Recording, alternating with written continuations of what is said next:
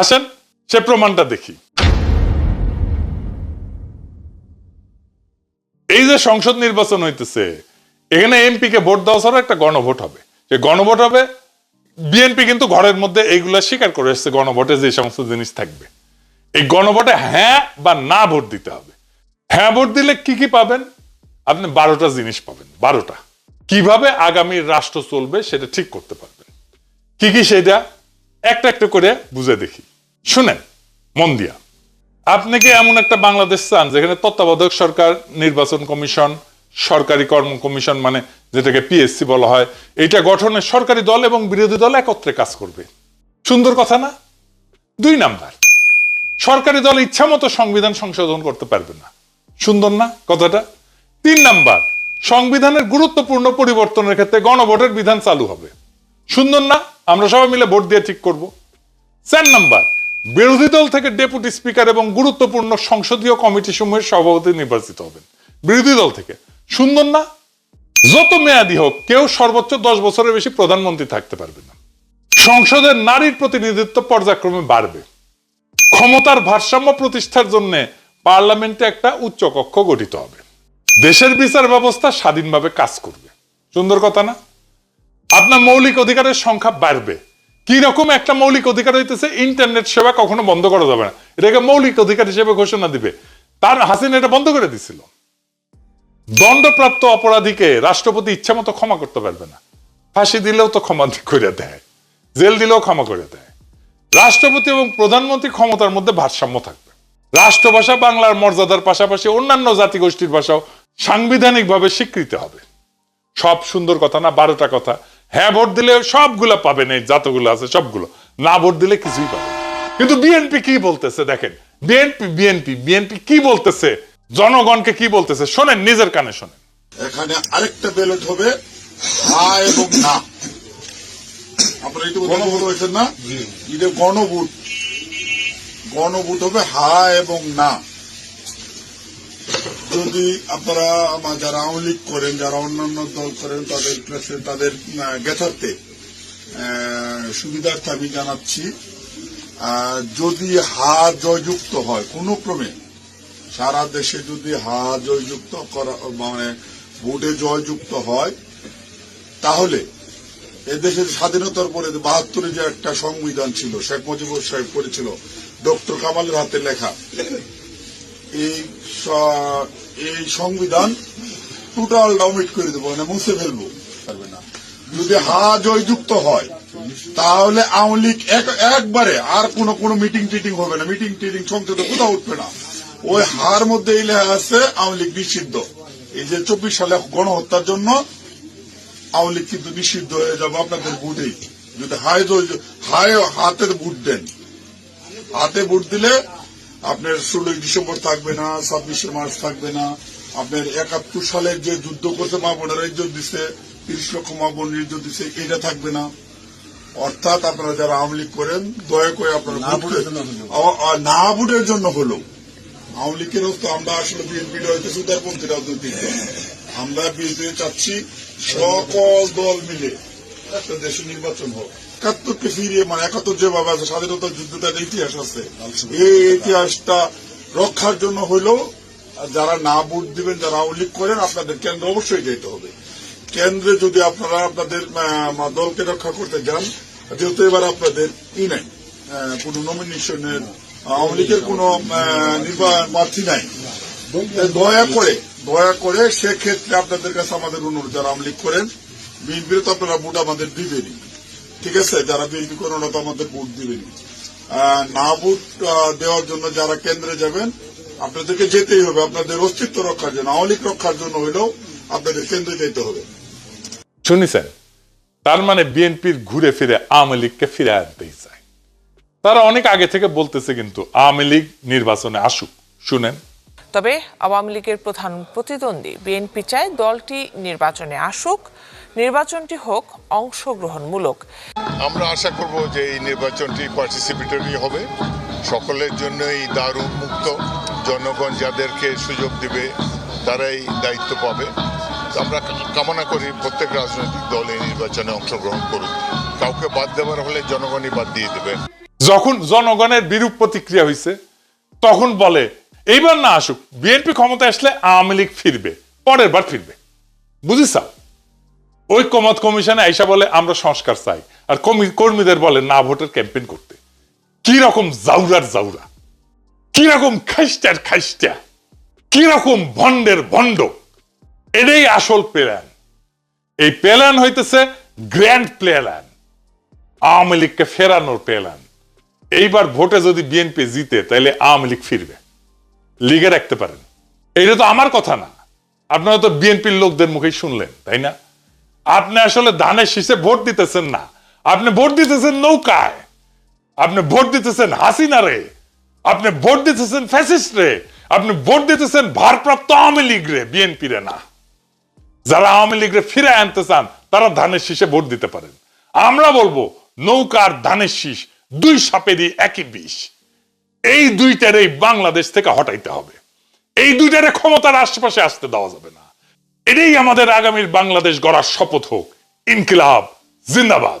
স্বয়ং আমিরে জামাতের বিরাট শঙ্কা। আমিরে জামাত নিজেই মনে করছেন যে এবারকার সুযোগ শেষ সুযোগ। এই সুযোগ হাতছাড়া হলে এই সুযোগ আর আমাদের তাদের জীবদ্দশ হয়ে আর পাওয়া যাবে না। এবার নির্বাচন যদি জনগণের হাতছাড়া হয়ে যায় তবে আর কবে জনগণের ভোটাধিকার ফিরে পাবো আমাদের জানা নেই। এর মানে বিএনপি আবার চরমনাইকেও নিয়েও নানান অবিশ্বাস আছে। কারণ সুযোগ বুঝে, চরমনের ইতিহাস তো এটা, কখন কি করে ফেলে বিএনপির ফাঁদে পড়ে বলা যায় না। সেই জায়গায় বিএনপি যেহেতু তাদের নিশ্চিত পরাজয় দেখছে, নির্বাচন বানচাল করে বিএনপি অপ্রীতিকর অপ্রত্যাশিত কোনো ঘটনা বাংলাদেশে ঘটাতে পারে। আমিরে জামাত নিজে সেই শঙ্কা প্রকাশ করছেন। কারণ আমিরে জামাত বলছেন এবারের নির্বাচন যদি জনগণের হাতছাড়া হয়ে যায় তবে আর কবে জনগণ তাদের ভোটাধিকার ফিরে পাবে তাদের জানা নেই। এটার ব্যাখ্যা দিই। হাতছাড়া মানে কি? এমনি এমনি নির্বাচন হাতছাড়া হয়ে যাবে না। যদি হাতছাড়া হয় তাহলে বিএনপির জন্য হবে। এর মানে বিএনপি ভোট চুরি করতে চায়। বিএনপি যদি ভোট চুরি করতে যায় অথবা ভোট চুরি করে ফেলে, এখন ওই ভোট চুরির মাধ্যমে তো আর ক্ষমতা হস্তান্তর হবে না। ভোট চুরি বা এরকম আকাম বিএনপি ঘটালে তারপরে 111 করতে পারে অথবা ইউনূস সরকার জরুরি অবস্থা জারি করতে পারে, দেশের ঘরোয়া রাজনীতি নিষিদ্ধ করতে পারে।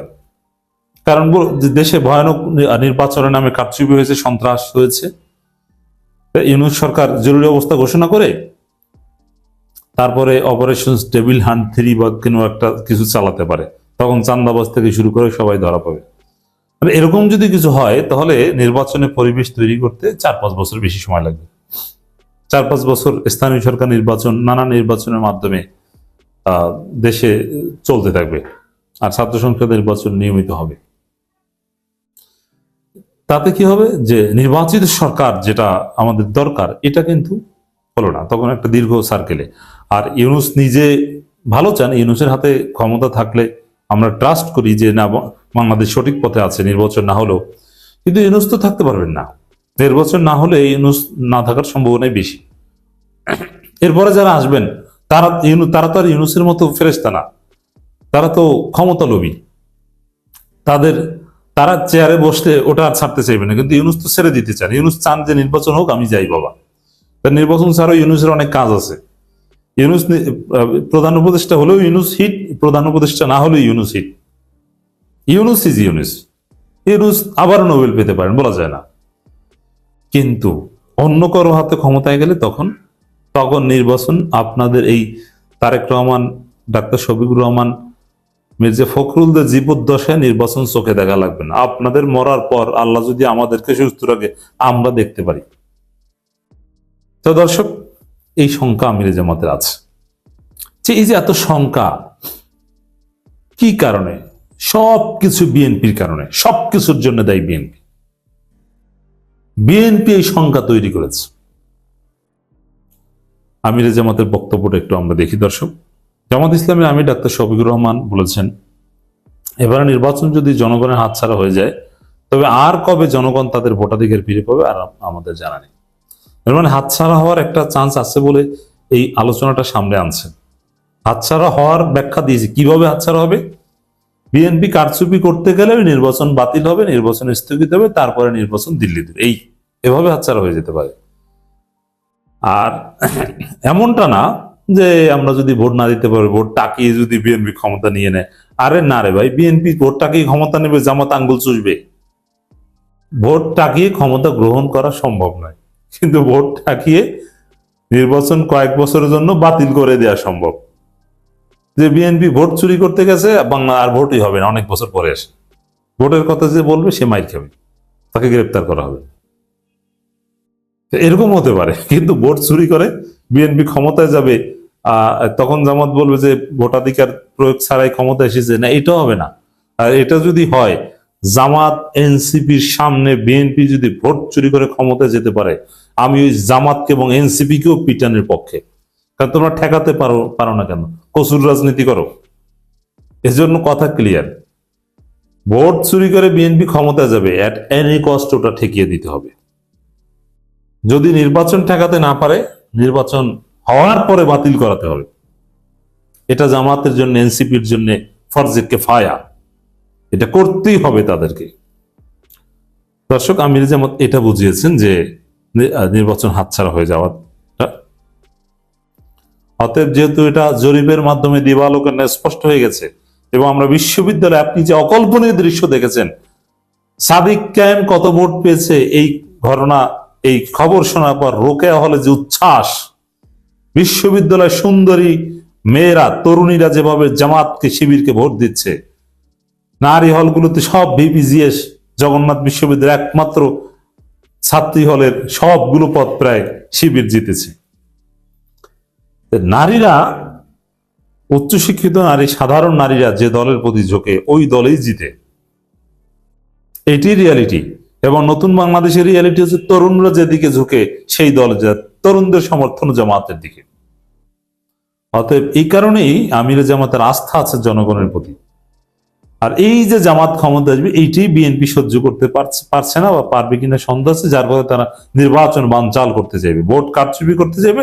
কারচুপি করতে গেলে নির্বাচন সবার কপাল থেকে। এখন বিএনপির ভুলের কারণে বা বিএনপির এই বাড়াবাড়ির কারণে জামাত ক্ষমতা আসে একটু লেট হতে পারে, যদি বিএনপি চুরিটা সত্যি সত্যি করতে চায়। কিন্তু এই চুরি করার অধিকারই দেওয়া উচিত না, চুরি করার আগে হাত কেটে দেওয়া দরকার।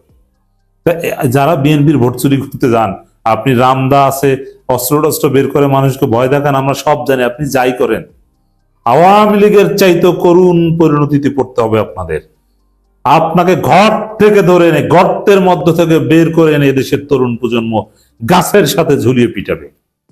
আপনি কিসের সামনে? আওয়ামী লীগের লোকজনের সামনে কোন সন্ত্রাস ছিল?